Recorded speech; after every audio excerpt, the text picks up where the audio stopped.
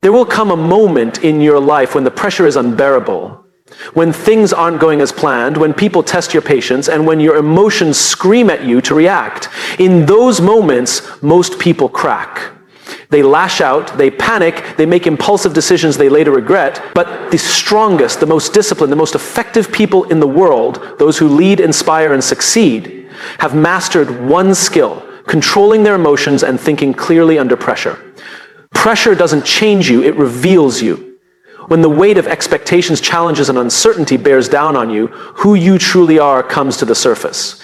It's easy to appear confident when everything is going well. It's easy to be patient when no one is testing you. It's easy to feel in control when there's no real challenge in front of you. But the moment pressure enters the equation, all illusions are stripped away. Think about it. How often have you seen people handle stress poorly? Maybe it was a leader who lost their temper in a crisis, a teammate who crumbled under pressure, or even yourself, reacting in a way you later regretted. In those moments, it wasn't the situation that made them that way. It was the situation that revealed what was already inside them. Pressure is the ultimate truth teller. It doesn't create weakness, it exposes it.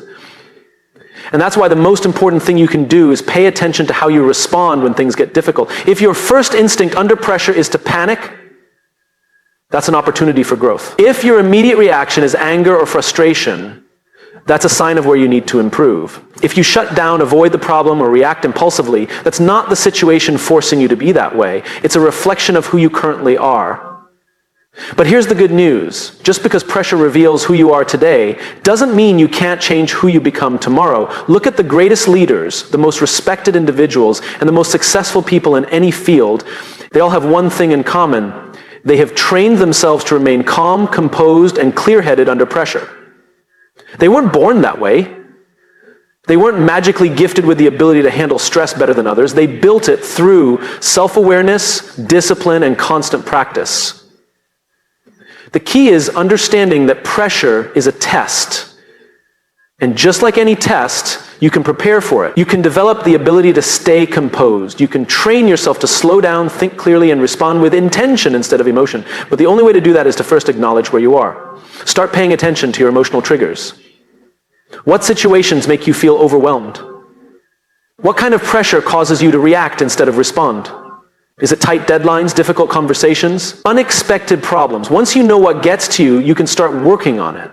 A great exercise is to put yourself in controlled moments of pressure regularly. Push yourself outside your comfort zone. If you avoid difficult situations, you'll never get better at handling them. Seek out challenges that force you to stay composed. Whether it's public speaking, physical endurance, or high-stakes decision-making, the more you expose yourself to pressure in small ways, the more prepared you'll be when the big moments come. Another important step is shifting your mindset. Most people see pressure as something to fear, something negative. But what if you started seeing it as a privilege? Pressure means you're in a position that matters. It means you have an opportunity to grow. It means people trust you with responsibility. The best performers don't wish for less pressure, they train to handle more of it. And finally, remember that how you handle pressure doesn't just impact you, it affects everyone around you. If you're a leader, your team looks to you in tough moments. If you're a parent, your children learn from how you react. If you're part of a group, your ability to stay calm influences the entire dynamic. You are either someone who brings clarity in chaos or someone who adds to the confusion. So the next time pressure hits, stop for a moment. Recognize that this is your test, this is your moment to show who you really are. And if you don't like the answer, use it as fuel to become better, because pressure doesn't make you, it reveals you. And the choice of who you become is yours. In moments of stress, frustration, or high stakes, your natural instinct is to react immediately. The problem is that reactions are often driven by emotion, not logic. A quick, unfiltered response can lead to regret, conflict, or even failure. But there is a powerful tool that can change everything: the pause. Pausing before you react is the difference between saying something you'll regret and choosing words that build trust. It's the difference between making a rash decision in the heat of the moment and making a smart decision that serves you in the long run. It's the difference between losing control and staying composed. Most people don't pause, they let their emotions dictate their actions. They fire back in an argument, they lash out when frustrated, they make impulsive choices just to relieve the pressure they feel in the moment. And later, when things calm down, they see the damage their reaction caused. They wish they had handled it differently. They realize they let the moment control them instead of taking control of the moment. But here's the truth: you always have the power to pause.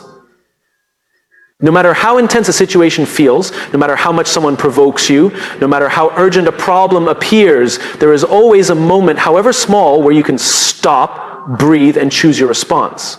And that single moment of restraint can change everything. Think about a time when you reacted too quickly and regretted it. Maybe it was an argument where you said something hurtful. Maybe it was a business decision made out of panic instead of strategy. Maybe it was a simple moment of frustration where you let your emotions take over. Now imagine if you had just paused. Imagine if you had given yourself a few extra seconds to think, to calm down, to see the bigger picture. Would your response have been different? Would the outcome have been better? Pausing gives you control. It allows you to separate emotion from action. It gives your brain time to process what's really happening instead of being hijacked by stress or anger. It helps you shift from reacting instinctively to responding intelligently. And the more you practice it, the stronger your self-control becomes. So how do you build the habit of pausing? First, recognize your emotional triggers. Pay attention to the moments that make you feel pressured, defensive, or overwhelmed. Is it criticism? Tight deadlines? Confrontation? The more aware you are of what pushes your buttons, the easier it will be to catch yourself before you react.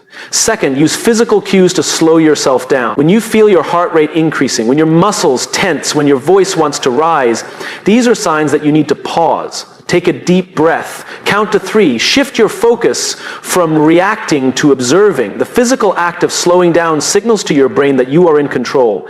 Third, ask yourself one simple question.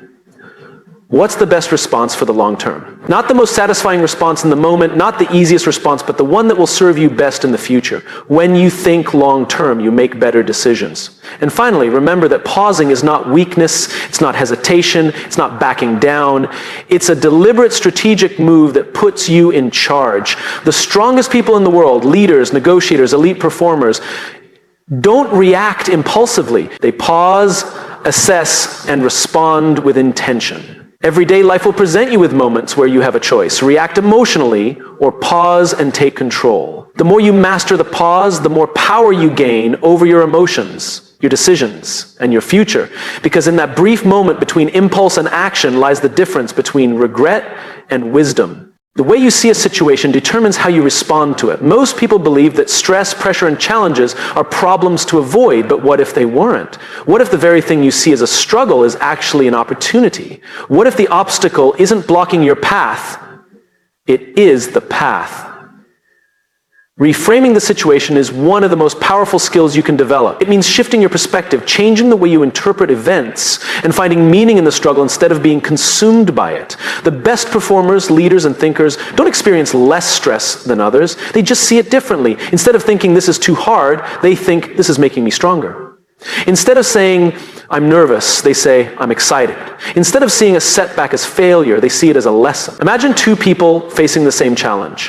One sees it as a roadblock, gets frustrated and gives up. The other sees it as a test of resilience, a chance to grow and keeps pushing forward. Same situation, different mindset, completely different outcome.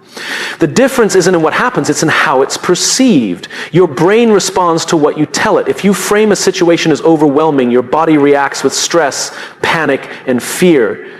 But if you tell yourself, this is a challenge I can handle, your mind finds ways to adapt, problem solve, and push through. Reframing isn't about ignoring reality or pretending things are easy. It's about choosing the most effective way to interpret what's happening. One of the best ways to reframe a situation is to ask better questions. Instead of asking, why is this happening to me? Ask, what can I learn from this? Instead of thinking this is unfair, ask, how can I use this to my advantage? Instead of seeing stress as something negative, recognize that it's a sign that you're growing, that you're in a position that matters, that you have an opportunity to rise to the occasion. Think about the times in your life when you've faced adversity. Maybe it was a failure, a personal setback, or a time when nothing seemed to go right. In that moment, it probably felt like a disaster. But looking back, wasn't there something valuable in that experience? Didn't it teach you something, make you stronger, or lead to a better opportunity? The problem is that most people don't recognize this while they're going through it. They only see it in hindsight. But what if you could reframe situations in the moment instead of waiting years to appreciate them? That's the power of shifting your perspective. Reframing also applies to everyday stress. Many people say, I have to give a presentation today, as if it's a burden. But what if you said, I get to give a presentation today? That small change in language shifts your focus from stress to gratitude, from pressure to opportunity. The words you use shape your mindset, and your mindset shapes your results. The truth is, every difficult situation contains two things, a challenge and an opportunity. Most people only see the challenge, but if you train yourself to find the opportunity, you'll handle pressure better, make smarter decisions, and stay in control of your emotions. You don't always control what happens to you, but you always control how you see it. Reframe the situation and you reframe your life. When stress, pressure, or fear takes over, your mind can feel like a storm racing, thoughts, heightened emotions, and an overwhelming sense of urgency. In those moments, it's easy to believe that your thinking is out of your control. But what if the key to regaining control wasn't in your thoughts at all? What if it was in your breath? Most people underestimate the power of their breathing. It's automatic, something we do thousands of times a day without thinking, but what many don't realize is that the way you breathe directly affects the way you think, feel, and react. When you're stressed, your breathing becomes shallow and rapid. This signals to your brain that something is wrong, triggering a fight or flight response. Your heart races, your muscles tense, and your ability to think clearly disappears. Suddenly, small problems feel massive, and logical thinking is replaced by emotional reaction. But here's the secret. Just as stress changes your breathing, you can change your breathing to control stress. By slowing down your breath, you send a different message to your brain. You tell it that you are in control, that there is no immediate danger, that it's time to shift from panic to clarity. Your heart rate slows, your muscles relax, and your thoughts become sharper. This is why elite performers, athletes, military personnel, surgeons train themselves to master their breathing. They know that in high-pressure situations, emotions and panic can cloud judgment, but by controlling their breath, they control their mind. They stay calm when others crumble. They think clearly when others freeze. The good news is that you don't need to be in life or death situations to use this skill. You can apply it to everyday stress, before a big meeting, during an argument, when facing uncertainty, or anytime you feel overwhelmed. The technique is simple. Slow, deep breaths in through the nose, hold for a moment, and then exhale longer than you inhale. This small shift in breathing resets your nervous system and restores your ability to think with clarity. But why does this work? Because breathing is one of the only bodily functions that is both automatic and controllable. Your heartbeat, digestion, and reflexes all happen without conscious effort. But breathing is different. You can let it happen naturally, or you can take control of it. And when you take control of your breath, you take control of your emotions, your reactions, and your ability to make smart decisions under pressure. Think about the last time you were truly overwhelmed. How was your breathing? Most likely it was fast, shallow, or even held completely. Now imagine if in that moment you had taken a few deep, intentional breaths instead. Would your response have been different? Would you have been calmer, more rational, more in control? Training yourself to use your breath as a tool takes practice. But the more you do it, the more natural it becomes. The next time you feel tension building, stop and focus on your breath. Slow it down. Make each inhale deep and each exhale controlled. Within seconds, you will feel the shift, not just physically, but mentally. In a world full of distractions, pressures, and constant demands, the ability to stay clear-headed is a superpower. And the secret to that superpower is already within you. Your breathing controls your thinking. Master it, and you master yourself. When emotions run high, logic runs low. In moments of pressure, frustration, or uncertainty, most people let their emotions take over. They react impulsively, say things they don't mean, make choices they later regret, and lose sight of what really matters. But the strongest, most disciplined, and most successful individuals do something different. They detach from emotion and focus on the outcome. Detachment does not mean ignoring emotions or pretending they don't exist. It means recognizing when emotions are clouding your judgment and choosing to rise above them. It means stepping back, creating space between how you feel in the moment and what you need to do for the long term. When you let emotion dictate your decisions, you become reactive rather than strategic. You allow temporary feelings, anger, frustration, fear, to shape permanent consequences. But when you focus on the outcome, you act with intention rather than impulse. Think about the last time you were in a heated argument. Maybe someone insulted you, misunderstood you, or made you feel disrespected. In that moment, your instinct was probably to fire back, to defend yourself, to prove a point. But what was the outcome of that reaction? Did it actually solve the problem, or did it make things worse? Now imagine if instead of reacting emotionally, you had paused and asked yourself, what do I really want to achieve here? Would your response have been different? The ability to detach is a skill, and like any skill, it must be trained. The first step is self-awareness. When you feel emotions rising, whether it's anger, frustration, anxiety, or fear, recognize that this is a moment of choice. You can let the emotion control you, or you can take control of the emotion. One simple technique is to label the feeling. Instead of saying, I am angry, say, I feel anger. This small shift creates distance. It reminds you that emotions are temporary states, not permanent conditions. You are not your emotions, you experience emotions, and that means you can manage them. The second step is shifting your focus. Ask yourself, what is the bigger picture here? What is the smartest move for my long-term success? Great leaders, top athletes, and high performers don't make decisions based on how they feel in the moment. They make decisions based on what will get them the best result. If responding with anger helps the outcome, they use it. If staying calm and strategic is the better approach, they choose that. They don't let temporary emotions pull them away from their ultimate goal. Think of a poker player sitting at a table. They might lose a big hand, feel frustration building, and want to act on impulse. But a professional knows that reacting emotionally will only hurt their long-term success. So they take a breath, reset their focus, and play the next hand with a clear mind. Life works the same way. Every situation is another hand being dealt. Your job is to play it wisely, not emotionally. The third step in detaching is practicing patience. Most bad decisions come from rushing, from feeling the need to react instantly. But when you slow down, take a step back, and let the initial wave of emotion settle, your thinking becomes clearer. Before making a big decision, sending a heated message, or saying something you might regret, give yourself time. What feels like an emergency in the moment often isn't. Clarity comes in the pause. Finally, remind yourself of this. The person who stays calm in chaos is always the one with the most power. When others get emotional, they lose control. But when you stay focused on the outcome, you remain in charge. Detaching from emotion is not about being cold or unfeeling. It's about making sure your emotions serve you rather than sabotage you. So the next time you feel emotions rising, take a step back, breathe. Shift your focus from how you feel to what you want to achieve. Because in the end, success isn't about reacting, it's about responding with purpose. When pressure hits, when stakes are high, and when the unexpected happens, most people rely on hope. They hope they'll stay calm, they hope they'll make the right decision, they hope they'll perform at their best. But hope is not a strategy. If you wait until the moment arrives to figure out how to handle it, you're already too late. The people who excel under pressure, the ones who make clear decisions in chaos, aren't lucky.